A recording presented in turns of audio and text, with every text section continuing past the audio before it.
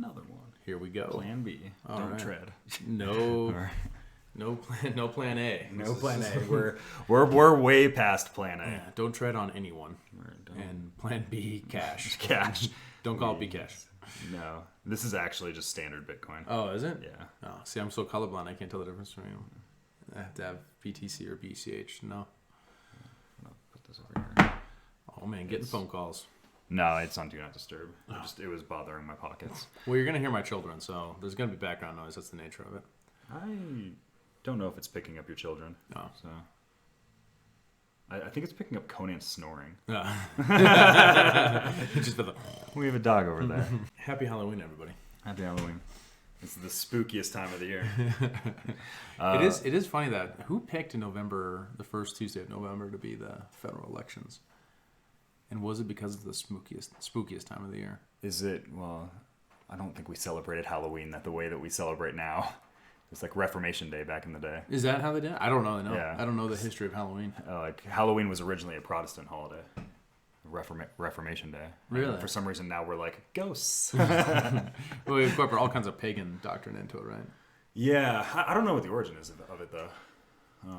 It's funny how institutions like that are such great examples of spontaneously ordered phenomena, right? Because like you wouldn't anticipate the Christmas tree and Jesus' birthday being the same sort of thing, right? It's something you celebrate, but it's definitely an idea of two phenotypes like getting together and getting it on, turning it into a new idea. Kind of Ridley, right? Yeah. Right? Like these ideas having sex. Well, and there's also just like various social pressures that probably go into it because it wasn't Saint Nick and the Santa Claus story. Isn't that largely based in it's trying to get paganism and Christianity to kind of blend together, Right?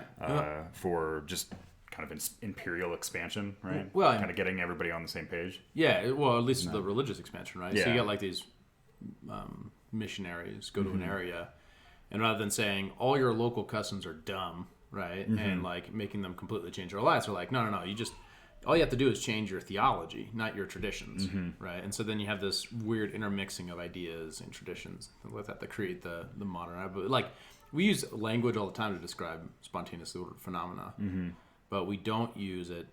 We should think about using holidays to describe it because that's what it is. It's like these ideas meeting together and merging into this weird amalgamation, and then you get out of a whole bunch of local lore and Jesus and Santa Claus.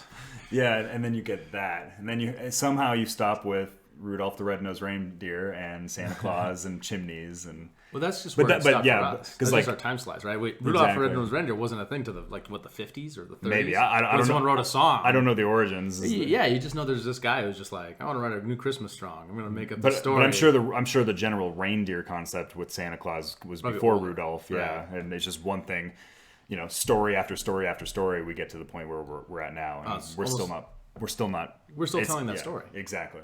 Right? I mean, the most recent version just happens to feature Tim Allen. Yeah. Exactly. Where Santa Claus is an actual person. It's a mantle that he picks up to embody the Christmas spirit for a time. I wonder what the archetype is there. It is an interesting archetypal idea. Yeah, I don't know. But on top of that, we also had an election 2 days ago. Hi. Hello. Yeah.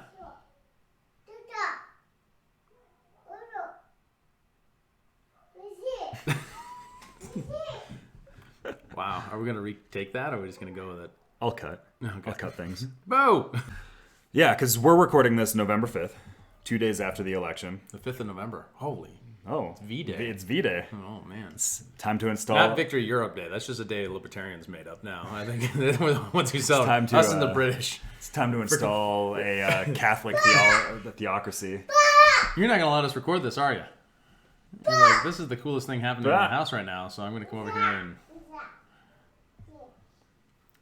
Oh, shit. Why don't we just pause this until my wife is back, because she's doing a phone call. So what's interesting to me is we don't necessarily have... Most people don't pay that much attention to elections, so they don't know, one, how much it goes to court, which it goes to court far more often than a lot. Realize. It's adjudicated in a lot of different ways, and there's a lot of processes already in place for how to determine that sort of stuff. But three, it is true that election fraud happens, and it is true that it is drastically under-prosecuted because it's kind of a third rail. Well, you don't want to... No DA has the incentive to be like, who's elected has the incentive to say like, well, the election results aren't very good. It's also accurate. It'd be naive to think that there would not be cheating that would go on in a popularity contest for control over the largest centralization of power that's ever existed. Right. Like, it'd be foolish to think that there's not fraud going on. But if you're willing to burn down a business because you don't like their politics, would you be willing to lie? Yeah, Probably. exactly. Would you be willing to break a few laws if you're willing to violate a law such as arson? Yeah, It seems exactly. like it's possible. Or if you believe that the world is run by international psychic vampires who are there to abduct your children and consume their psychic energy. Sometimes that seems more realistic than the things I'm seeing. But if you do believe that, would it be reasonable to lie about elections? It's understandable why each side is so like, oh, the other side's cheating at any given time, because everyone realizes subconsciously, maybe, or even semi-consciously, the government is way too big, way too powerful, and who controls it really, really matters. The only thing is, like, the sane people in the room are the only ones saying, hey, guys, maybe government shouldn't matter this much. Maybe we don't need something this powerful to plan everyone's lives. Sadly, Therefore, it we does. wouldn't have the incentive to cheat. I operate under the assumption that most politics is Caesar and Brutus. Like, most is just complete ruthless blood sport. Like, that's how I operate. I'm more willing to be convinced of fraud than actual, like, this is a clean, like, everything's a clean election. just because I have historical precedents, that is Right. typically the norm of people trying to vie for powerful positions. That is, I'm much more on that side of things. Right. When like, that's my initial go-to assumption, is that most elections are going to be fraudulent. So this is the sense-making higher component of they it, are. right? So sense-making is kind of like my new way of thinking about all this stuff, right? So you can think about it in terms of fake news, but that's only omnidirectional. It's just one way of conceptualizing the idea. Sense-making would expand that to be like, how do you know what's true, and how do you start with your priors, right? So sense-making means that you can start with that deduction, which I think is reasonable. You could also look at the fact that it's relatively there's not a lot of evidence to suggest there is, and a tremendous amount of effort has gone into making transparent systems where you can't check, right? So nothing keeps anyone from paying a little extra money, downloading a voter file, and then confirming who votes and who hasn't, right? That's a thing you confirm with the data on the back end after voting has happened. When you do that, and that's been done, such as in like Montana, for example, we've had Secretary of State Corey Stapleton do a bunch of that. And there is fraud that happens, like people who vote in multiple states, and there's people who vote when they're technically not supposed to. But in a relatively open voting state like Montana, it still happens, but it's in the rank scale of the hundreds, not in the tens of thousands that you would need to sway an election, or even in the fives of thousands. There are exceptions. But also, Montana's small potatoes compared to large swing states with 20 electoral votes. But that means it's even more expensive to cheat, right? That means cheating's harder, right? Because you have elections determined in Montana by 500 votes, such as governor back in 2000. This last governor race, 2016, was only like 500 something votes. So it's possible cheating swayed that. We just don't have any evidence. So sense making is we have no evidence, right? And that's one thing to weigh. And the other one is we have tremendous incentive to cheat, right? No, yeah, tremendous incentive. So sense making says we don't know, but I'm going to maintain a posture of skepticism to say that there is none, and then be vigilant to discover it. Because if you can discover it, you can make some good money. Yeah, that's true. But also, just on the incentive side of things, cheating in democratic elections is our norm for foreign policy, right? Right. That's what our foreign policy is built on. That's what our entire foreign policy is built on. At least a component of our foreign policy, not all of it, but a component. Not all of it. Non-trivial. Others is like paying off drug cartels. So if we're gonna come up with a code word to discuss this, so that only podcast listeners know. When the CIA says does what they do, it's kind of like their whole business MO. One of the alphabet soup agencies. No, don't say agencies. That'll get picked up on the censors. You're right. We screwed up. I'll blur that out. when that group of individuals, group of spies. No, I probably can't say spies. No, you can't either. say spies either. Yeah, semi-private. So if you're paying attention at all, all right, wait. Let's back up. Yeah. Back up. what is around you, what you see when you look at the media narrative at a given time, when you look at global politics at a given time, you have various different forces trying to shape what you see, right? Because they have tremendous incentive to do so, and we actually have evidence of it. Project Mockingbird is a great example, where you have Operation Mockingbird? Operation Mockingbird, right. Which is specifically to try to influence the results and the way the public perceives various different international relationships and things like that. When you're operating on the assumption that the government is a large bureaucratic institution that is only there, despite all the evidence, to benefit you personally or you as a group or whatever, it's easy to not see a tremendous amount of that. That's why political agnosticism or atheism or whatever is so important, right? Because if you start with that premise that the government doesn't care about you and it is not there to know everything and provide for your needs, that actually we live in a state of greater anarchy than what it appears. You're in a much more clear-eyed view to when you come across information that's inconvenient, such as like the CIA working with CNN in the early 2000s to do some sketchy stuff. Or it's been going on. I mean, the original conception of that operation, which has been declassified, does exist. Like all of these things are government documents, right? Is like that started back in like the 60s. Right. So if you have an intelligence agency that's supposed to be non-domestic by nature, like that's their charter is they're not supposed, but we have evidence that they specifically did not do domestic work. Same thing with the NSA. Same story. We now have Edward Snowden's information saying that the NSA was targeting, specifically collecting American intel on Americans and collecting into a giant database that they could then query with, turnkey tyranny, aka getting a FISA court from a secret court approval. So once you have that information, what do you do with it? How do you make sense of that information? Right. That's the important question. Right. Some people, I think Ayn Rand did the best job describing this, which is a blank out. Right. I have a certain set of priors that the government is there to help me. And then when I come across that information that the government isn't there to help me, that in fact the FBI came across the Epstein information decades ago and just kind of... I've been following that story for a decade. Disappeared it, right? Nothing happened of it. You come across that information, what's your response? Is it just the bad actors of the FBI at the time? Do you just blame the president at that time? What do you do with that? How do you make sense of that? And if anything, what I hope is that people who actually engage with facts like that, that are inconvenient, that are that aren't cultivated, not within the 3x5 of acceptable opinion, can actually start discussing those things in a free and open society that allows us to deconstruct the bad sense making that's actually happening. Because a tremendous amount of that, you come up with that and you can walk away with that as like, yes, the world is run by globalist international cartel of psychic vampires, right? I love saying that. It's just so funny. The Alex Jones phenomena, right? Yeah. Which is a sense-making problem. On the other side of that issue, you can say, you can just blank it out.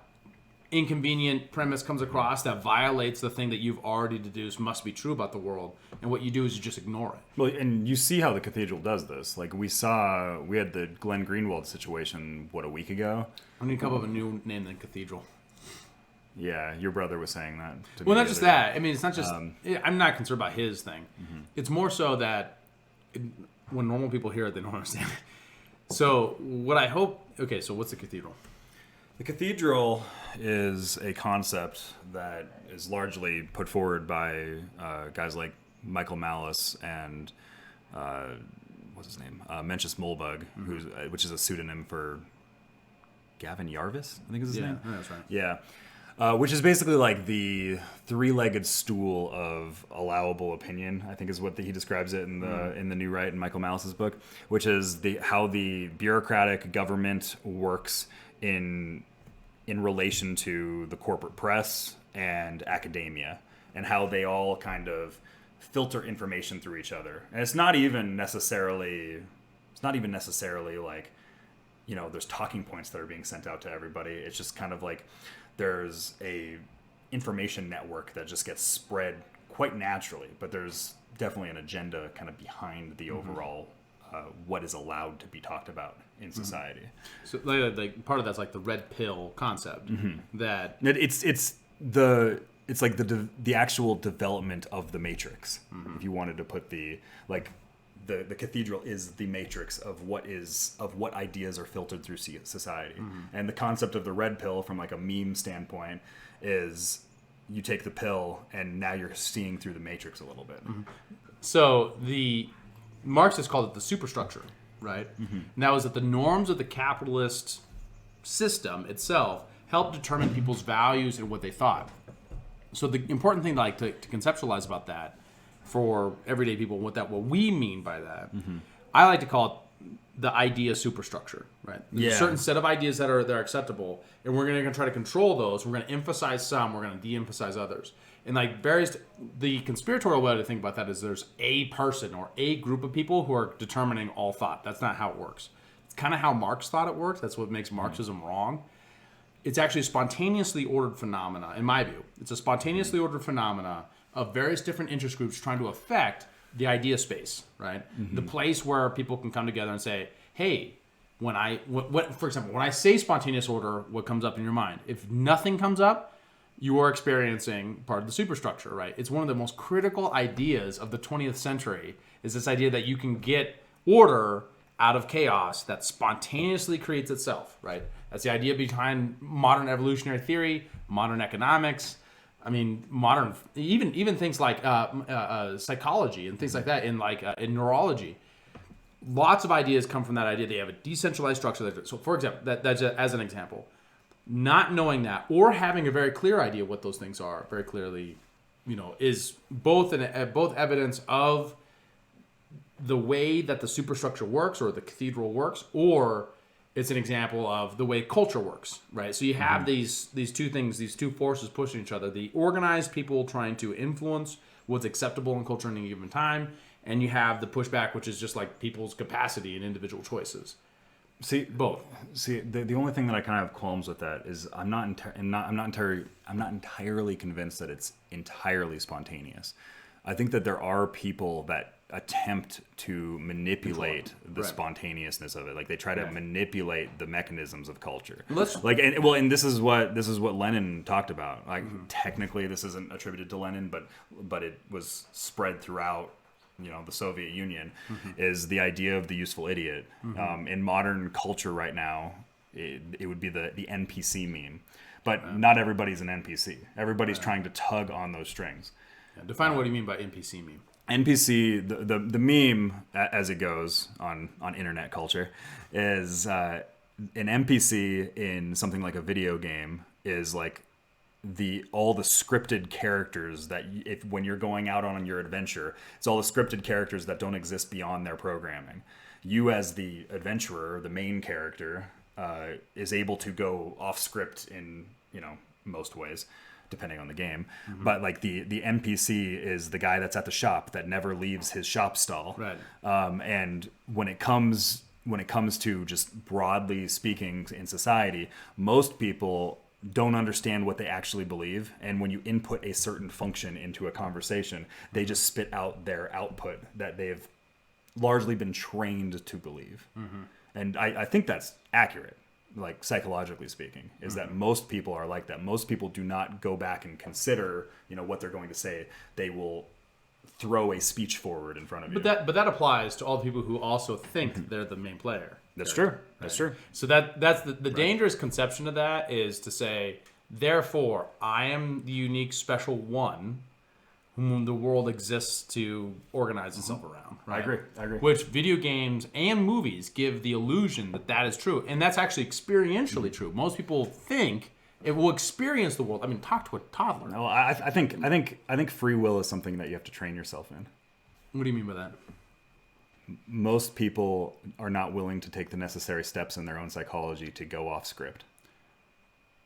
Or encounter new ideas with an orientation to openness and learning, right? So, but that's part of human nature that we all start with, right? Yeah.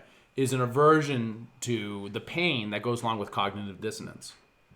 Yep. Right. So exactly. the unique individual is the one that's able to differentiate themselves from the mass and from the norm to be able to say, no, I'm going to realize my potential in this area of differentiating myself to become a whole human individual, right? That's a unique and rare thing that we're all looking to. That's the hero archetype, right? Yes, that's the hero archetype. that's able to do that, to break away, to discover the unknown, to then capitalize on the unknown and bring it back to the community, and then be rewarded with that. Exactly. Right? The question is often, but I might throw a wrinkle in that. I actually think it's more so the anti-hero archetype is what does that. The hero archetype is what is the hero of the current societal norms.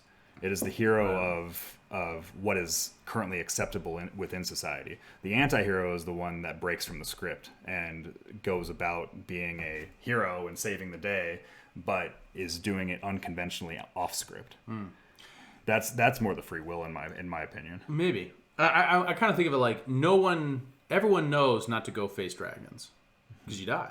Yeah, exactly. Until the hero comes along and then gets the treasure, and which is the treasure, whatever that is. Anybody that's listened to Jordan Peterson has probably heard this breakdown, right? Right. Other than that, I am interested in the anti-hero conception of that because if what you're saying is like the hero archetype itself has a yin to the yang, right? And that is the one that changes the culture itself, right? It isn't just the thing that embodies the culture in that unique heroic way where they go outside the boundary line, right? They leave acceptable society to go discover something new and bring it back, rather that they change what's inside the boundary in some critical way. They become like a reflection of it. Batman's a great example. Yep, exactly. Right. Yeah, because I've always more like, childhood fictional characters that I've kind of grown up with. Right. I've always much more identified with the anti-hero than the hero. I struggle to imagine the person that... Okay, so if you're... I don't know, where's the great dichotomy? Cyclops and Wolverine is probably the best two. So if you know X-Men, Cyclops is the hero, right? He's straight-laced. He's the guy who's just like, he's the Boy Scout of the group, right? Of the group dynamic. He happens to be the formal leader, right? And because of that, he gets the girl, right? Jean Grey. Wolverine is the anti-hero. And he has a much more tragic story. Exactly. I mean, Cyclops does too. Like he literally, like both his parents are mutants. He ends up at odds with his own brother. He actually has a Cain and Abel narrative to it. But it's like Cain and Abel if Abel won, right? That's what his story is. He gets the girl. Everything kind of goes well for him until it doesn't, right? Yeah. There's some. Like we're talking about decades and decades of stories here. and I'm not a comic book nerd who's contemporary, right? I quit my comic book reading somewhere in the 2000s. So anyways, but I think the original story, especially if you are at all familiar in the 90s to the early 2000s of like X-Men, you'll find that there's this really clear dichotomy between the wild, the chaos, the chaotic good, if you will, if you want to put it in D&D terms, of Wolverine versus the chaotic lawful of Cyclops. That he's really trying to embody the vision of Xavier, while Wolverine is struggling to embody it, but wants to, but can't. Yeah. Because his nature is so separated from it, because it's so grounded in the wild, grounded in the anti-hero thing. And then, like, even to like the late 2000s, where Wolverine kind of gives up on the whole concept, he just becomes like a murderer, mercenary person, because he's in the most noble way forward, right? Where it's like, I'm the best at what I do, and what I do is kill the bad guy. And like, I'm gonna take on killing the bad guy, not just putting him in jail, but killing him you with my, freaking claws. Well, and I think that is the taking on the darkness and confronting the monster on the inside. I think it's much more of an internal struggle, and I think the anti-hero archetype typically does that much better than the hero archetype. Right, like Batman, his struggle is always between becoming the criminal himself. Exactly. Right. Well, and this is, I have this on my mind. I think this brings us to another topic, because my Facebook got banned on election night. Oh. And I didn't even use it. I know. Isn't that weird? I have a theory on why that is. You don't even use Facebook. Like, trying to reach you on Facebook is impossible. I've posted two things in the last year on Facebook. One was a new profile picture, and the other was a farewell to my friend that passed away. So me getting banned on election night around like 2 a.m. is interesting. Right. But I think I know the reason why. And it's because everyone has collective amnesia. Nobody's going to remember these stories. But because Facebook has like a secret social credit system built into the algorithm. Every single person has a social credit score on the back end of Facebook. It was a major story like 3 years ago, but nobody remembers this. And I probably was triggered on that, because a lot of people, like I know other people that have gotten banned in the last week. A lot of people have been getting banned, and I think that's the reason why. I was like, I've been super active in the last, back in the past. Right. I just haven't been active in the last like 2 years or so on it. Right. So like it's going in and triggering all the different people I like on Facebook, probably keywords that have been used. I'm pretty radical. I think I would be outside the norm of allowable opinion often, and I've been quite public in that manner. I think that's probably what triggered it. I was actually, before I came over here, I was just DMing with somebody that also got their Facebook banned. Somebody that has a decent following, actually. And generally the same views as me on a lot of things. So how does it make you feel when you get banned like that? I was kind of mad. Yeah. It was one of those things where it's just like, because like it clearly what happened was there was no like email or anything. There was no like what it was I was watching the election results. It was like 2 a.m. I was just about to go to bed, and a friend was telling me, it was like, hey, check this thing out on Facebook. So I was like, okay, going in, and I was like, that's weird. On my desktop, it like logged me out, and then I went on my phone because I didn't bother putting in my password. Also logged out on that device, and I was like, okay, in with my password. This account has been disabled. For more information, go to our help center. And I went to the help center.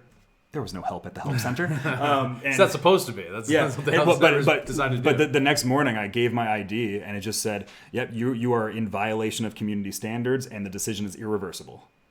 Wow. There's no trying to get back. Like I presented my ID and everything, like it was making me do, and irreversible. I have been deemed unworthy of Facebook. So the thing that we typically talk about when we conceptualize this idea is like there's gonna be a tremendous amount of messiness as people learn how to discover how to handle these new technologies, right? Do you think, as someone who recently was victimized by that process, my main theory is the social credit system of Facebook's social score, right? Because there's been enough people, like Facebook groups have been getting banned, right? And some of the Facebook groups that have been getting banned, I've been in, so like I'm sure that docks me down on the social credit score, right? Yeah. So do you think it's like Facebook's is motivated? Well, it doesn't really matter what they're motivated by, but it does matter, right? So like it matters in the sense of the story, but it doesn't matter in the sense of like how it affects you. Do you think that this is a system where Facebook is trying to become a monopoly of voice to like everyday people, and that's why you can't be on it? Is that what they're going for? Because that's an interesting. I think it's something in that regards. Like there is what is allowable opinion and there is what is not. And if you can control narratives, you control society. Right. You control who counts the votes. You control the vote outcomes. Right. Like it's the same type of idea. You're right. And actually earlier you said where you disagreed with my definition was that because it's not a spontaneous law. I actually agree. I think it's a spontaneously ordered phenomena in the sense that like no one centrally controls it by nature. Right? Exactly. Yes. Yeah. But that's what I agree with. It's a state of anarchy because ideas are in a state of anarchy. Other than that, a lot of people are trying to gain a monopoly. That's what all markets are. Peter Thiel's 0 to 1 is a great example. The nature of the market is to try to get a monopoly. Why? Because monopolies are something where the producer cannot be outcompeted by another producer because they're so good. Or they're coming out with something that's so in demand or so unique that no one else can make it. Right? So that almost never happens in the real world, but that's like the ideal. Correct? So the interesting thing about the Facebook thing is that they're actually harming their own audience in order to curate a space for super normie ways of thinking. Yep, that's exactly which right, I think is one of those ideas that are completely self-defeating by nature. No one. The people who create culture and create society, who make all the new things and do all the things that people actually follow, are not the sort of people who like curated content. What they want is a state where they can go discover new and interesting things. One of the reasons why like Android is different than iPhone, right? iPhone is largely curated. A lot of people like that. Very streamlined. Android, on the other hand, you have all the options before you. Anarchy. Yeah. Right. With some controls, but which society, which ecosystem does better? Inverse to that, we've already been going an hour and a half. Holy buckets. There's no way. The look on your face right now. We have not been going an hour and a half. That doesn't seem like it. I haven't drank much of the old fashioned yet. We haven't even acknowledged that these old fashions that I made. Cheers. Yes, cheers. Yeah. David makes the best. You haven't been. Yeah. Yes. What were we talking about? Well, drinks are awesome. Well, we were talking about like Facebook and social curation and Right. like the controlling of narratives. But like we're seeing this right now. Like Twitter is actively censoring the president right now and everything that he's doing on when it comes to the election. It's right? interesting to me because like that to me is a sign of a free society. If you're the USSR, imagine if you're Twitter and you're going to say, "No, Lenin, you don't get to say that stuff." Sorry, Stalin, not today. Exactly. That is evidence Trump of is having a free and open society. Trump is just a very bad authoritarian dictator. Right. Well, if he is one, right? So like, Well, that's what I mean. That's the joke. Right? now imagine for a moment if it was Barack Obama saying something that's untrue, right? Would conservatives then come along and say, "Hey, Twitter needs to do something. This guy is saying all kinds of untrue things. People aren't clinging to their guns and Bibles and blah, blah, blah." Whatever the example is.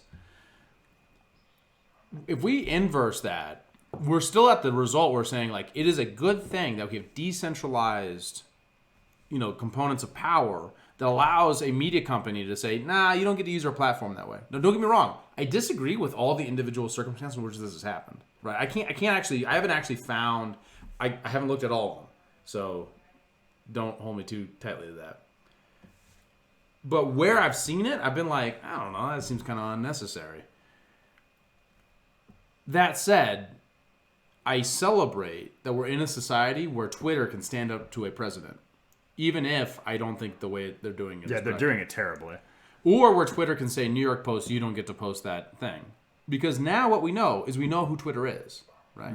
Twitter will lose users over this, right? People will treat Twitter differently than they did before. They won't lose users until Donald Trump gets banned from Twitter. And whenever Donald Trump gets banned from Twitter, wherever he goes next is the next platform. That's an interesting prediction. my theory. I love that prediction. Well, so and that's what freedom produces, right? The last thing you want is the government coming in to then nationalize Twitter or to create a government Twitter. Well, then you have some government agency that's determining what truth is. Do you want Trump to run Twitter? That'd be hilarious. No. I don't know. That'd No, be the pretty answer fun. to that That'd be pretty is fun. no. Do you want Joe Biden to run Twitter? No. No. So why would you ever want to repeal Section 230 or do anything to mess or create a national right to Twitter or something like that? Because what I have actually seen in the last 2 days on Twitter is people producing videos of pretty strong evidence of voter fraud. And those are getting deleted and censored. Yeah, but where else would you see those? So those could be on the dark web where a small fraction would ever see it, right? If you put it on Facebook, they're going to be censored. If you put them, there's lots of other places to put them. Now, what you're doing is you're creating. Now, these guys doing this, I actually object to. If I were running Twitter, I would say, Mr. President, I disagree with you, but I'm not going to try to contextualize what you're saying or suppress the New York Post story or whatever. That's not how I would run it. But no, I would just let it be free speech. I wouldn't even put a disclaimer next to it. Right. But I'm a philosophical libertarian. I'm starting out with those norms, and that's not where I'm going to go to, right? That said, if other people want to run that way, we're going to discover what people actually desire, right? That's what the market does. That's what freedom does. It's a selector for how people actually embody their values in the real world. So if people are embodying their values in such a way to say, I don't want to come across ideas I don't like, which a lot of people will, a lot of NPCs will, but not the people who create culture. And if they're not friendly there, they're not going to stay there. Or at least where it's going to happen is we're going to create a culture that says that if you have right-wing values, you're going to be censored. Or right-wing broadly defined. That's a terrible word, but you know what I mean. If you question the cathedral or have ideas outside of the range of acceptable opinion, you're going to be censored. In that society, the people who say that are the people who win. That's my claim. I'm willing to stand by that claim. Because I think every piece of evidence that we have from, going as far back as you can do the research, you will find that it's the edges of society that create all the difference. And the more they suppress ideas, the more push that back there's going to be. So there's going to be blowback no matter what happens, Right. and regardless of what happens in this election, because who really knows what's going to happen? Unless it embodies itself in a right-wing nationalist concept of we need to create a government Twitter or something like that. That I have a right. Which I've seen conservative commentators making. Yes, yes. That's the only situation in which the blowback, to me, results in less freedom. Well, frankly, I think the thing that conservatives are currently pushing for in regards to big tech and social media is ultimately going to be their downfall. Right. They're going to, assuming that they do what they want to do here, they are going to create the mechanisms that will be their downfall. You mean in terms of like they decide that censoring is bad, this private censorship is bad, so we're going to create a government. We're going to try to nationalize Twitter. It's so short or some other term. thing. Like it's so short term. Like all that needs to happen is your guy's no longer in office, right? And then all of a sudden everything gets turned back against you, and that's what Team Red and Team Blue so often do is that they create these mechanisms that are like, well, since we're in power, they're going to be great, and then go cut 8 years later, everything's different. The entire makeup of the House, Senate, and the executive office are completely different. And then all of those tools just get used against them. That's right. Because at the end of the day, these are tools that are used by people that crave power. They're going to use them not with your best interest in mind. Like that's not how society works. Well, if your political theory, and this is a great principle of political atheism. If your political theory is completely if your political theory depends on the idea that you will enter power and then there'll be a millennium of your rule forever and ever, and that it's entirely dependent upon that conception, it's probably false. It's probably a bad set of ideas. What we want to do is encourage a society where competing interests result in people being able to freely select or opt out of those interests freely without force. To such a degree that people discover what they value and then select those with their dollar and their time and their attention. Once you create force and once you nationalize it, once you create a situation where your particular political philosophy requires to constantly be in power, your two choices are either to cheat on elections or become a dictatorship. Because every single idea has both its ideas in it and the inverse, except for a rare few. There's a rare few of ideas that don't create its own blowback. Ideas like tolerance, ideas like mutual benefit, ideas like individual self-actualization, or peace is more important than justice. Concepts like that de-escalate, that actually create the arrangements that allow people to embody those principles. I'm getting really abstract. That allow people to freely select these things and evolve over time, rather than say, me and my people are going to control things forever. That's a bad political philosophy that cannot be sustained by the whole nature of it. Well, it's just by the sheer matter of entropy. Everything is going to fall apart. Or free human choice, right? So humans will disrupt uniform patterns. Robert Nozick, right? Individuals who are in a state of complete control, if they're actual humans, will eventually disrupt those patterns because you have human entrepreneurship naturally working. Like, we're not animals that are designed to be in a static state like that forever, right? There are static places where we might be, like you could say ethically in the 1950s we're very static at one given time. But those were disrupted for good reasons, right? Because those same forces of order create the embodied forces of chaos that push them back. And we're constantly in that place of expansion and contraction between those two forces as a culture and as a society. Wow, I think we just went really deep, and maybe we need to bring it back a little bit. Well, we should maybe go back all the way to the political atheism thing. Oh, sure. You've used those terms before. How do we describe this? The political atheism thing was kind of a general concept for a thesis on why we were doing this podcast to begin with. Right. Was you and I were both helping a friend on a project, a mutual friend of ours, where we were to talk about political independence, which apparently actually just came out like right before I came here. Which only quotes you, by the way. Oh, does it? You had the best quote I haven't ever. listened to it. Yeah, it's good. Was my quote in it? It was excellent. Like the quote I'm about to say right now? No, it was different. Dang it. This was I thought it was your best quote from the I thought it was but my best quote. It's a quote that I'm going to continue to use for the rest of my life, completely spontaneously.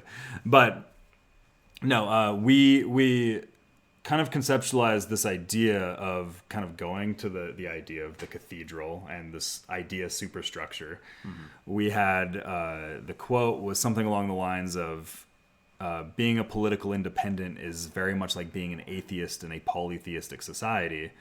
You have Team Red or Red Church and Blue Church all vying for us to worship their chosen deity in whatever given year it is.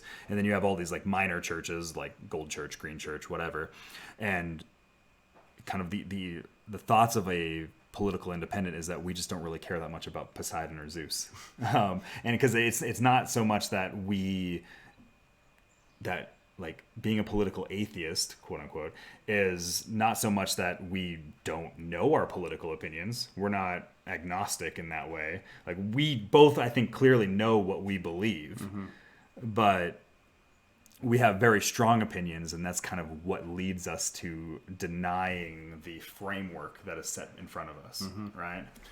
There's a specific set of people who exist to make you feel like the only way to exist in society is to choose to be part of Team A that has a certain range of beliefs that you're supposed to embrace, or Team B. And those belief systems don't even have to be coherent, right? You have to be pro-life, anti-trade, not domestically, but internationally. Depends on who's president. Anti-immigration, but pro-limited budget, but not actually care about the budget. All at the same time. You have to symbolically care about it. Symbolically budget conscious, but not practically. Although some of the stuff when it comes to the budget, some of the stuff with the budget, like I think a lot of those just come down to it's just politics, right? Like and like that's just what it comes. It's been observed really well by libertarians for some time, like Nick Gillespie and other guys like that. That there's like a package of ideas that embodied in each team that don't make any sense, that aren't coherent. Right, and if we were actually about politics, we would try to design coherent ideologies that are then in pursuit of those ideologies. I don't think politics is about coherency. Philosophy is about coherency, right? And politics and philosophy don't always mesh. Right. Well, everyone's engaging in politics and philosophy at the same time when they're doing politics, right? So everyone's trying to make these lines coherent. So you say, well, it's about the working class and about maintaining power by placating the working class. It can be that naked, right? And so that's why we're anti-trade right now. Never mind whether or not the claim that being a protectionist is actually good for the working class. Right? That's actually doesn't enter into economics would say it's not. Exactly, right? So like a tremendous amount. But who cares about economics, Dave? Who cares about what's true, right? Like it doesn't matter what's true if what you're in pursuit of is political power at all costs. Right? If your entire political philosophy, once again, is trying to maintain power at all costs for as long as per time, and that is the best definition of what a party is. A party exists to maintain or acquire political power. It is completely irrespective of philosophy. Other than that, you have to take up a space that differentiates yourself from other political parties. Well, I take in America, at least. I don't know what it's like in other countries, which seem to be very different. I take a very Rothbardian opinion of political parties, of that what the political parties are just opposing mafias vying for territorial claims. Like that's conceptually that's the way I view them. Which is a good way to conceptualize that. If you as contrasted with a political party is a cohesive philosophy that I then buy into and drive my identity from, right? So it's like look at everything that's been happening. So obviously parties aren't mafias, but they're more like mafias than they are like political philosophies, right? Yes. Does that make sense? So it isn't that so anyone can claim a false analogy by something like that by saying, well, mafias are different than parties by X, Y, and Z reason. It's a hyperbolic analogy, sure. Right? But you use extremes to drive a point. On the other side of it, they are more similar in the fact that a mafia would do anything to maintain control power. And if you are at all paying attention over the last 2 decades, you've seen nothing but political parties change what they think in order to maintain power. Well, look at the last 3 days. Everything that's going on in the election Or right just now. look at gay marriage. Gay marriage is a legal- great yeah. example. Oh yeah, no, It's that's a fantastic example. You literally, I mean, to tell the story, you literally have both parties agreed on gay marriage on the national level for 2 decades now. You have Barack Obama running his first term on being opposed to gay marriage, and his second term on being for gay marriage. Him having an evolution that everyone, and this is a great example of the cathedral too, or at least the concept of like an idea superstructure. Yep. The moment where he says, I've evolved on this issue and I've changed my mind, I'm now pro-gay marriage, is a great example of where everything then changes. Like, well, how could you be opposed to this? Even though he ran on it in 2008. Joe Biden just spent 30-something years of his existence in public life opposing gay marriage and have all kinds of rhetoric about that. And then to change his mind along with Barack Obama, his boss. And then even to draw it even further, if you talk to liberals today, you'll have this conversation with them about the idea that the Republicans actually oppose gay marriage when almost none of them do. Yeah. If you ask them about it right now. Technically speaking, Donald Trump was the first president to run, like, and get elected with gay marriage being completely fine as part of his platform. Like, technically speaking. Yeah, because Barack Obama, it was until after his second think so. win that he changed his mind. Like, and I remember that rally, or that, no, it was at the convention. It was at the Republican convention, I believe, Right. where he said that, and there's cheers. Yeah. It's not something that you would expect, right? Or another one being criminal justice reform. For a long time, criminal justice reform was only an issue of the far left, and it became an issue of the right, mostly spontaneously bottom up through a lot of pressure from state governments. But also the fact that Donald Trump decided to run this year on criminal justice reform, something he accomplished that Joe Biden, of course, made worse. Right. So actually, there's an interesting statistic that kind of goes along with this, just because we have this case example right now with the election.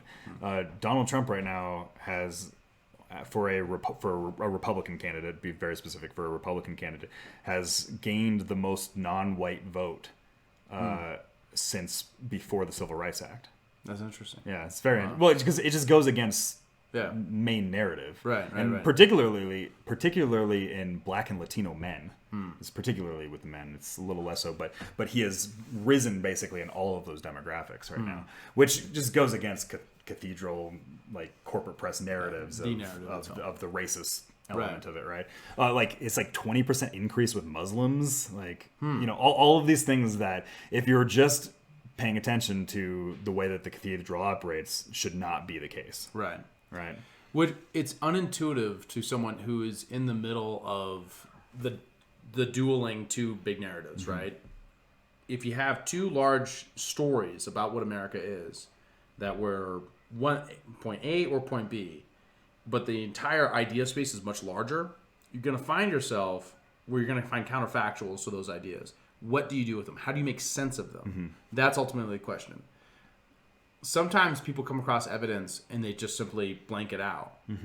Create a society in which case evidence blanked out is a key thing that is a shameful thing to do, right? So if you have that society, you have people willing to go find truth wherever it is.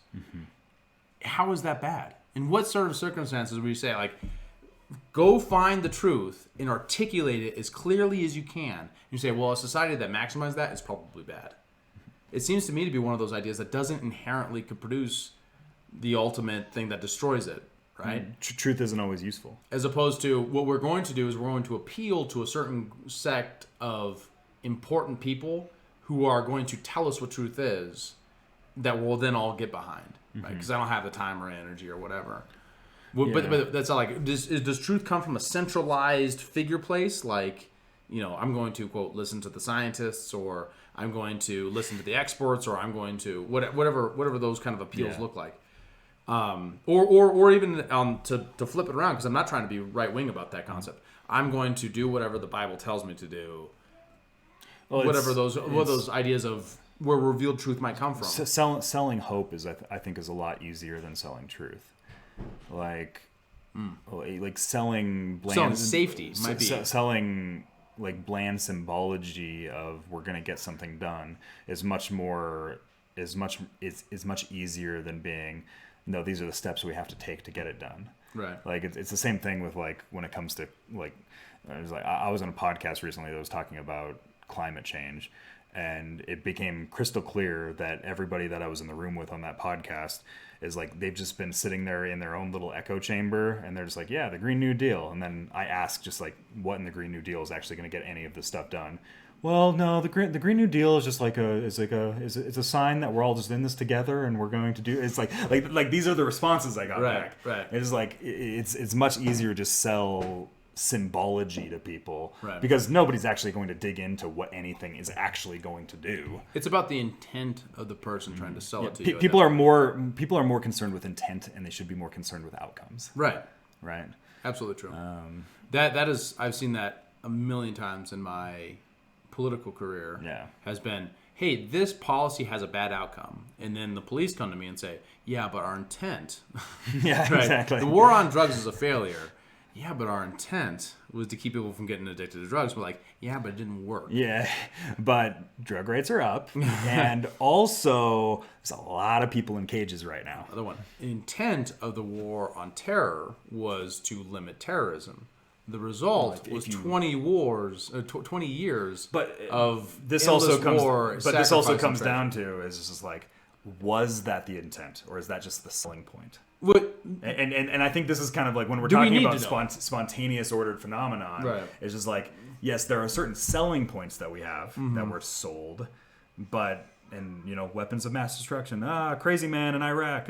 What are we gonna do here? Right. But we had the Afghanistan papers that came out 2 years ago or whatever, whenever that was, and everyone ignored it, right? Like that's the blank out moment. Right. That's the disc flipping. Well, it's because there's no one who gained by saying that the war in Afghanistan was a failure, other than the Trump administration itself, which itself is a bunch of people vying for power.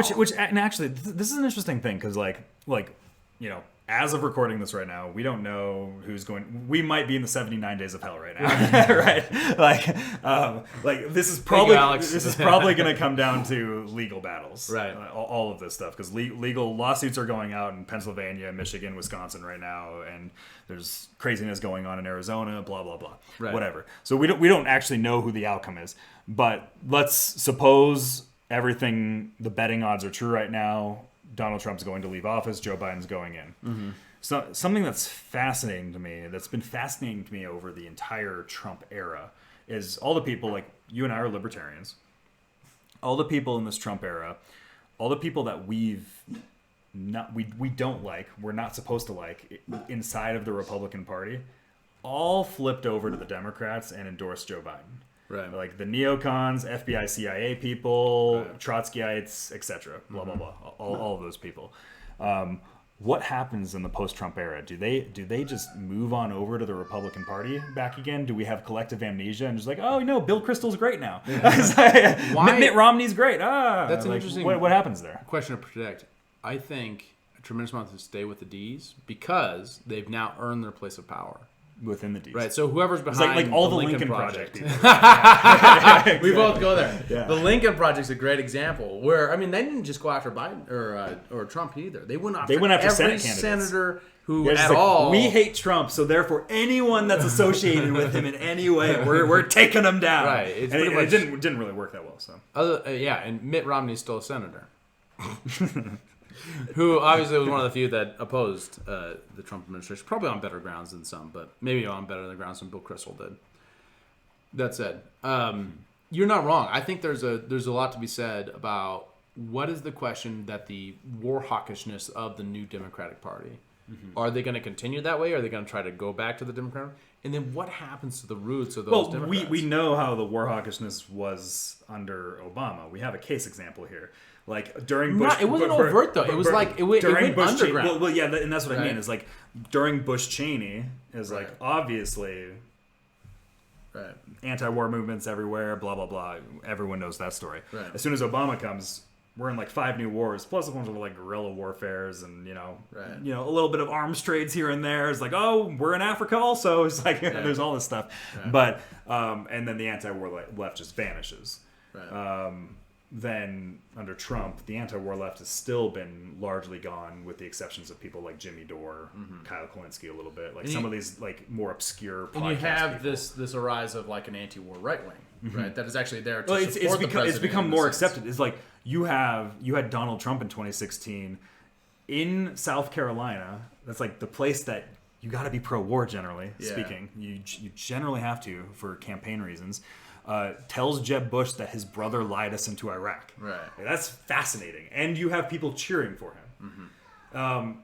There's been something interesting inside of the GOP on the anti-war side, where I think things have become, and I think it's the America First message, because people are now kind of taking it a look at being like, yeah, why are we over there? That's not America. Like that seems to be a more common thing amongst just main conservative type people, Right. unless you're Ben Shapiro. Right. That's your man. The Bill Buckley of our time, if you will. Yes, that is. I will always make that claim. Ben Shapiro is the Bill Buckley of our time. That is an interesting thing. Like it looks like to me, everything from if what you're interested in is maximizing peace and freedom, if that's what you're about, your first step is to look at where you can agree with people and then amplify those voices, disagree with people, and make that disagreement clear so that it makes it harder for other people to get on board with it, right? So to me, if we're in a Biden presidency, there's all kinds of opportunities. There's all kinds of potential bad outcomes too. Threats and opportunities. Kamala Harris might throw us all in jail. Yeah, right. For wrong thing, amongst or low-level drug use. I'm kind of confused at where everyone's at now. No, she smoked pot with Tupac. Oh, that's true. That's a good point. Chuckle. So, yeah, what happens? Do the Democrats? There's still going to be a faction of the Democrat Party that's going to stick with the what's her name? The representative from Hawaii, Tulsi Gabbard. Didn't she lose her election? Did she lose? I thought she lost her like primary or something. Didn't she? That can't be right. I can't remember. I don't think so. Fact check us. Yeah, fact check us. I'm vaguely remembering there was a bunch of shenanigans that happened in Hawaii with that. Oh, really? Yeah. Huh. I can't remember. You'll still have that, which is still a throwback, and then you'll still have, even after the Republican Party evolves back into like a more milquetoast, wishy-washy thing on foreign policy, you'll have a set of people who, just like the people who got converted by Ron Paul, are going to be like, hey, wait, I thought we were the America First Party. That's where the most interesting context or text for this whole thing happens, where you have the uniform nature of what happens with the idea superstructure, and then you have the things that are trying to push and pull that superstructure in various different directions, create within themselves their own pushback, right? So the Bush-Cheney years create within themselves the anti-war left, which also creates itself the Ron Paul movement, right? Where a tremendous amount of people get woke on foreign policy and what that means. Get woke. Right. Not a statement you can use anymore. The Trump administration, similarly, it creates a whole different set of people who are suddenly anti-war. I look at it like there's certain fundamentals that are heading in a certain trend, regardless of where they come from, that's going to result in less foreign adventurism. I'm just worried about the collective amnesia. Like that's the most is like after every election, there's always a collective amnesia that just settles in, and everyone changes their minds. Everyone forgets about what happened. Right.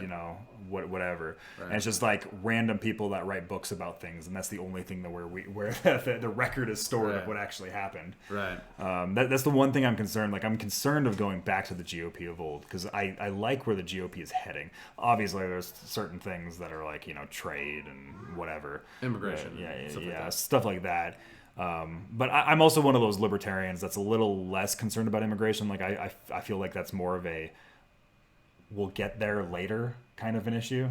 I don't know. I kind of take the Milton Friedman take of like, as long as there's a large welfare state, I'm like a little bit less concerned about immigration than I am on a libertarian standpoint. Sure. I mean, to me, I understand. Why I think there's a strategic error on putting too much focus on the libertarian method of immigration too early. Right. I think there's a strategic error there. I could see that. My thing is that I could see why people prioritize it highly, especially if you're from a family that's recently immigrated, which you are.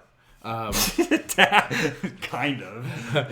Canada doesn't count, I guess. Yeah. No, but that's a bit. What I mean by that is that I can understand why people get there because there is a certain set of principles of openness that are implied within the immigration dialogue. That's the bland symbolic language that I'm worried about, though. Like when I'm talking about symbolic strategy. I mean like, the deeper underlying how should we conceptualize what it means to be a country, right? Are we a country that's open to the outsider that to come in, or are we a country that's closed to it? When it comes to that larger dialogue, I get the left-wing concern about Donald Trump's like rhetoric in that area. Yeah. Right. His actual actions in that a lot area of it, are very counterintuitive, however. Yeah. Well, and that's the thing is like a lot of that is just rhetoric and actual just fake news. Right. Like, no joke. That's the thing, like right? like the prisons at the border and all that kind of stuff Yeah, that like, are actually created by Obama and then but actually used by Trump or whatever. A lot of that stuff is complex and nuanced. In particular, DACA, for example, was a crime in my mind. Like it was the wrong thing to do. I thought it was the wrong set of things. If you have a bunch of people who have been here their entire lives, but their parents happen to be illegal immigrants, they should be citizens. It's insane to send someone back to Ecuador to Central America if they don't speak the language there, have never been there before in their entire lives. That's an insane proposition to say that person's not a citizen and therefore keep them in the black market for labor and various different goods and services. That said, that doesn't mean, therefore, that that's the most important thing amongst all the very important things, right? It's just, I understand why people would emphasize that as being one of the things that they're most concerned about, especially if you're from that community or you're a community that's heavily influenced by that result. Yeah. But although on the other side, in that also, the immigration welfare thing, I am not one of those libertarians that's particularly concerned about that from the Milton Friedman perspective, because that rests on the principle that immigration itself is largely that a lot of the immigrants, or statistically significant amount of the immigrants that come here, legally or illegally, are using our welfare programs. That doesn't appear to be true. We're not Western Europe. It's a very different situation. Yeah, and that's definitely true. Is that we are not Europe in this manner. Right. Don't get me wrong. If I was in Finland or Sweden or something like that, I would be in a totally different circumstance. Okay, this is another interesting phenomenon that happens in the cathedral, especially amongst the right wing right now, with like the whole right wing populist like homogenization happening. You have all these right wing populists who are like, I'm for Brexit and I'm for Trump, and you're like, dude, you're from Alabama. I'm like, what do you care about Brexit? What do you know about Brexit? Well, the Muslims are coming into Britain. It's like, do you actually know that, or are you just like consuming Breitbart across time and you've decided these are your issues? So, like, it's interesting to me, like, there's a homogenization, like a standardization across these political ideologies that are supposed to be coherent, but they're completely contextual to the area and the place. Especially when it comes to immigration, in those such situations, we don't have the nativization problem in America. You can take Michigan and set them aside; they're an outlier when it comes to Muslim populations and people like being pro-Sharia and concepts like that and concerns about that. Totally get it, but in the long run, we have a very different track record than Britain does, or Finland, or Sweden, or whatever, when it comes to the relationship between natives and immigrants from the outside.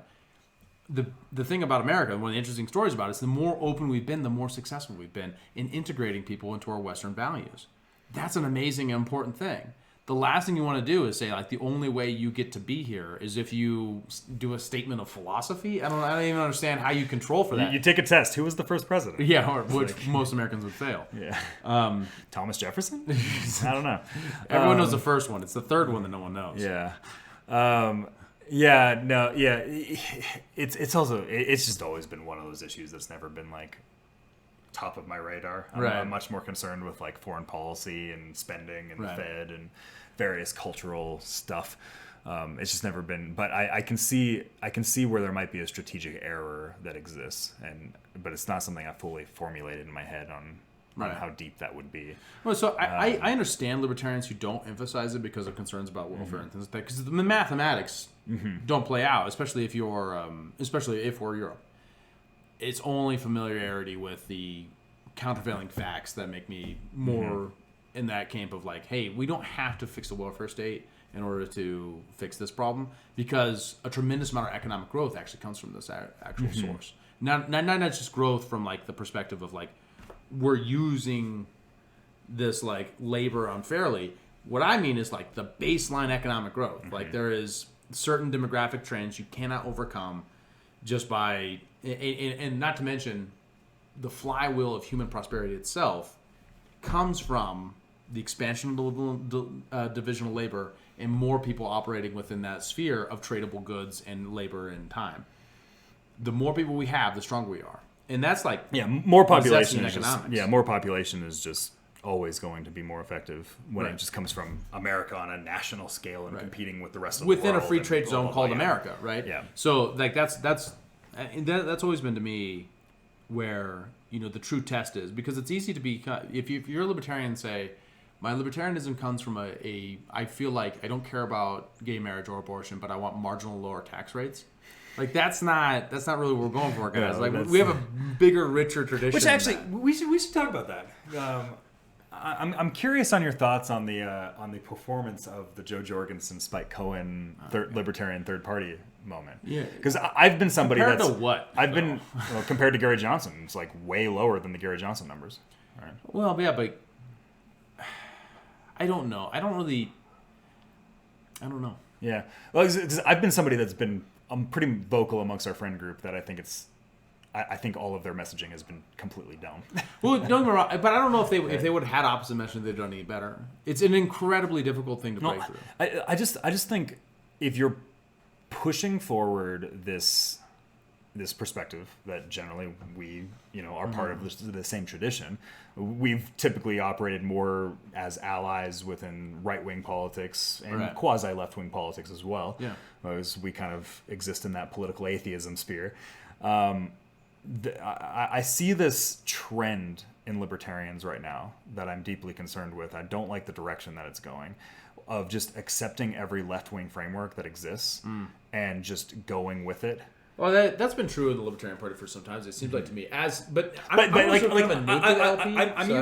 using the Jo Jorgensen Spike Cohen campaign as an example. I'm seeing it as a hyper trend across libertarianism, like philosophy, right? In general, like people that consider themselves libertarians. I'm seeing that across the board. There's a distinction between a libertarian, meaning like someone who embraces a philosophy that maximizes liberty as an individual. At the end of the day, I don't care about the party. Right. I don't care about the Libertarian Party. Right. Like, as all. opposed to a libertarian that is saying, I have a particular strategy to maximize the results of a particular party, right? In the LP. Libertarians have been careful about distinguishing between those two things, like the philosophy of maximizing individual freedom, human action, things like that, as opposed to the party and the party's theory of victory. To me, because I come out of the right wing, right, by my nature, right. Yeah. So like my I grew up history, had conservative background. Ron Paul kind of turned me on to a lot of libertarian philosophy, et cetera, et cetera.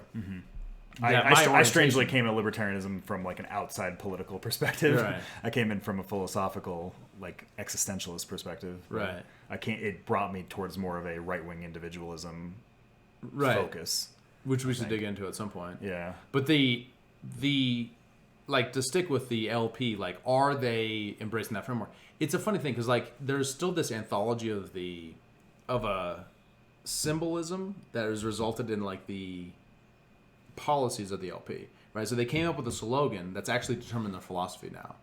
The slogan is, we're fiscally conservative and socially liberal. Yeah. Right. So that is a statement of both philosophy and strategy, right? So that strategy became placate to the left with certain issues, placate to the right with certain issues, rather than have an independent philosophy to invite people to, because you're consistent and coherent in the way you approach the world.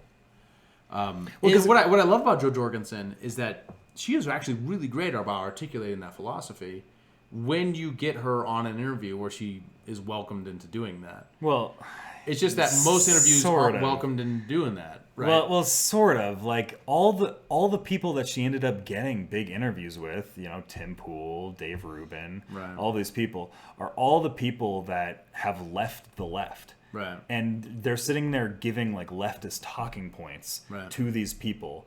And then they're just going to be like, no, I'm voting for Trump because of all the PC nonsense. Right. And then you're giving like politically correct answers that would, probably go well off at an Antifa rally. Right. like that's what it seems like to me. Maybe, I don't know. I think if you show up at an Antifa rally with some of her messages, you get.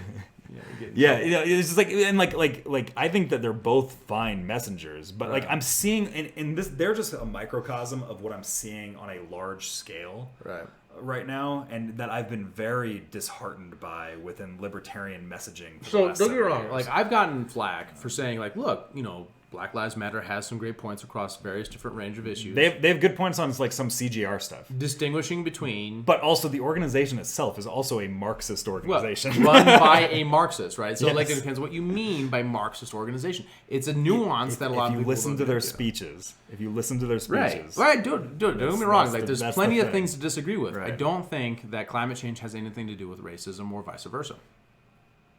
That climate might justice, be, man. I don't. It's all I about don't climate really justice. understand the approach that says that capitalism is what's really driving the prison-industrial complex. To me, what's driving the prison-industrial complex is the police putting people in jail for non-violent drug offenses. crimes. That inverse to me is and this is the thing that I think libertarians are often missing out on right now, and it's Right. why I think so many people have left libertarianism is because of this, because of this strategy of like we're seeing these things that are obviously pushing a much larger message, Right. But they're operating, they're kind of subverting a lot of these other messages that often are libertarian talking Right. points. Right. So it's like it reminds me of Jordan Peterson when he was dealing with all the transgender pronoun stuff in Canada with Bill C-16 Right. and the subversion of language is like yes.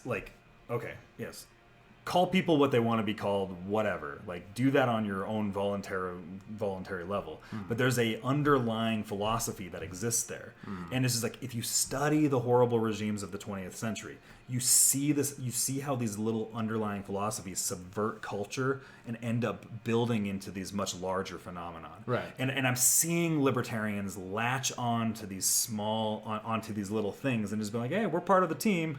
But like they're not seeing the zoom out big picture that exists. Well, because the inverse of that is to take positions that can put you outside the acceptable range of acceptable opinion, right?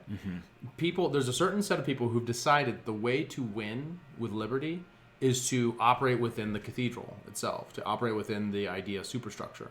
You got to be approved by the New York Times. Right. And there's a certain range of people who I think that's a totally legitimate point of view. The thing that upsets me is when those people say that the folks that aren't trying to do that are somehow not part of the movement too. Yep. Right. And vice it versa. happens vice versa. And vice versa. I agree. When certain range of people say, but because you're unwilling to condemn Black Lives Matter, which has a tremendous amount of meanings, right? Black Lives Matter could be a particular protest. It could be a particular group in a particular state, a particular time, in a particular city. It could be it could be the national organization who's run by a avowed Marxist. It could be a broad a range of ideas that include defund the police, and also include climate justice. But what I see as the strategic error, though, is that the people that are generally going to be more willing to accept a more libertarian message are like, this is the problem, are less accepting of Black Lives Matter because of the Marxist undertones. Totally. So that's where the message. I get that. On the same side, point. those same people with like the Ron Paul movement grew up in the anti-war movement, which was full of Marxists, which was full of center-left progressives, hyper progressives, right? So like, there's nothing like. Here's the thing: is that like I want to call it stupid thinking? That's not quite right. Simple thinking that says like you're either on board or off board with Black Lives Matter is ridiculous by nature. If I'm saying no, I'm not one of them. I'm not a member of that group. But when I look at them, I say like, hey, here's a range of things that we could use to talk to normal people about one of the worst things in our society today, the drug war. We should leverage that. And somehow that makes me or someone who's saying that like a bad person, or saying like, hey, racism is bad. Yeah, Right. But you can accept the organization, or you can disavow the organization and also say racism is bad. Right. Other than the fact that like not everyone's operating on that level of analysis that distinguishes between the organization in particular and the organization's mission itself. Right. So if what you're saying is I don't like the police using violence on people, regardless of race, right? And then you say like, oh, I don't like the police using violence on minorities. I'm okay with either of those statements. Right. Now, don't get me wrong, my philosophy is typically the first one, right? My philosophy is like I want to maximize peace, maximize nonviolence. But if what I need to do is to articulate to normal people who don't experience those kind of violence because they're not low income enough, or they don't have it, something that's a religious concept about the way we treat the edges of society. I'm perfectly fine using the former set of language in order to do so. Don't get me wrong. That shouldn't signal that therefore I'm a Marxist necessarily. Because I think BLM is very specifically is meant to be a subversive organization. You could have named it anything else. Like if you wanted it to be about criminal justice reform, and if you wanted it to be, you know, about killer cops or whatever it is, you could have made it that way. But it's very much capitalizing on this Marxist equality doctrine, right? And that's the problem I have with it's the egalitarianism. Right. So if you say that Black Lives Matter, right, as a statement itself, as a statement, this will get me in trouble with my conservative friends. No, if you say as a statement, of course it's a. Take it easy on the water, homeboy. Dogs are just so loud. If you say Black Lives Matter, this is going to be in trouble with my conservative friends. Itself as a statement, I'm perfectly fine with it. Yeah, obviously. Of course. Everyone is. And once you respond with all lives matter, also a particular set of, you know, statements and things like that. What's interesting to me is the sense making of the dialogue between the two, where we say, like, of course all lives matter, everyone agrees with this. Of course Black Lives Matter, everyone agrees with this. Now the question is how do we deal with those statements? These things are weaponized. How do we recognize this or weaponize them against the other group, right? Where Black Lives Matter says that all lives matter just to undermine their story and try to make it about white people when it's not about white people, it's about black people. White people saying, well, don't forget that we're nominally killed more by, you know, police than black people, and you know, not even in our conceptualization. Well, we need to make this about broad-based criminal justice reform if we're going to make it about anything, and also for some reason, also Blue Lives Matter or things like that. Those kind of countervailing narratives where the narratives are pushing against each other. To me, that creates market opportunities to be able to say, no, I'm neither of these things. But here are the lines in which I'm going to be entrepreneurial to push them in a policy direction to get their policy results. Well, that's the thing right there. I'm neither of these things. Right. But that's not what libertarians are doing. Well, that's like my critique is that that's what they should be at doing. any given moment, you can confuse someone saying, I'm trying to leverage this thing in order to get my policy agenda across the board, in order to find new audiences for people. I'm just going to say, it doesn't matter if Spike Cohen's going into these rallies. You're not getting your policy differences across the board with these them. Like that's what's it's not on that level of resolution that happens, right? If so, for example, like if you were invited to a Black Lives Matter podcast tomorrow, would you go? Yeah, absolutely. I was just on a progressive podcast right now. I would jump at the opportunity to do that. But I'm not going to subvert my own message for it. Of course. Well, I mean, but if you go to say and they say, hey, Kyle, like I don't care if they try to come after me and deplatform me after. I'm not going to subvert my own message for it. Okay. Yeah. Right. So, but if they say, hey, we want you to do this, it's going to be on CNN, and you're saying like, yeah, I will, and then you're going to say what I do, agree or disagree with those things on. To me, what my number one priority would be to emphasize where I agree on every single level that I absolutely can. If what they're trying to do is to grow the numbers of people by saying, here are all the areas where we agree and there's no reason why we should be fighting, I'm perfectly okay with that. It's where they undermine their own message of maximizing peace and individual liberty that I think that it actually gets a little bit, it actually becomes a problem. For example, if you have no problem saying Black Lives Matter, being anti-racist, whatever, but then if you have no problem saying that, but then you're like, I can't say I agree with Trump on foreign policy or on Biden on this particular issue. That's where I become. That's where I get very skeptical of that person, and I have seen that out of some kind of left-wing established libertarian types who are beltway libertarian types, like the people from DC. No, that's the problem. That's because I think that there's very much like there's cultural divisions that happen within the movement, right? And a lot of it is just being, when it comes down to it, I very much am in agreement with Murray Rothbard on, he wrote that essay, Do You Hate the State?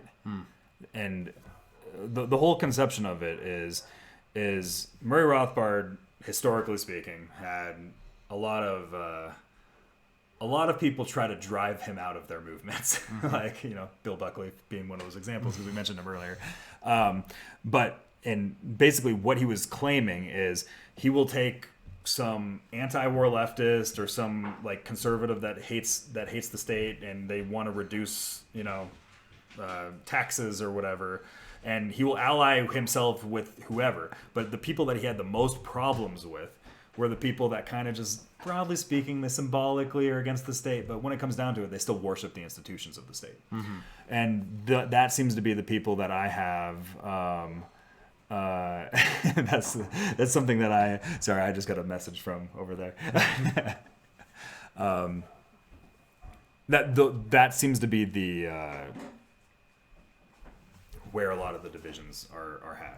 I see people that generally actually do want to completely reduce the state and the power, the monopoly that exists, and the people that are kind of just like, they kind of say it, but when it comes down to it, I just don't really see it. And I think there's cultural divisions that exist there within the movement. Right. And I maybe capping the thought on something like this. To me, the ultimate goal is to find the place where you can say, hey, we agree on X, Y, and Z. It's always going to be a coalition. It's always going to be a group of people. It's never going to be everyone who agrees on every point of political philosophy. A more realistic take is to say that there is a certain set of values we agree on. Where can we maximize those things as a minority, as a non-mainstream thing? And then how do we wake up the most amount of people to seeing the full range of human capability, of possibility when it comes to where our prosperity and humanity comes? Well, because it seems to me the best way to try to maximize freedom, because I think that's what we're both interested in doing, is how much you can unveil the facade that exists in just, we talked about the cathedral, the disc, whatever concept we want to use in this, the matrix. It's how much you can unmask the facade, because otherwise you're just getting these small little short-term wins, and you're not looking at it in the long term from generation to generation. Like those little short-term wins are useful. Like they're nice. They improve people's lives. They're good. But when we're talking from a long-term perspective, it's like, how much can we unveil the illusions that we kind of place on all of these systems that we've created over time, and how much we generally worship them from the deification perspective of these institutions. And that's generally where I'm more concerned with, is that long-term unmasking. Right. Bye.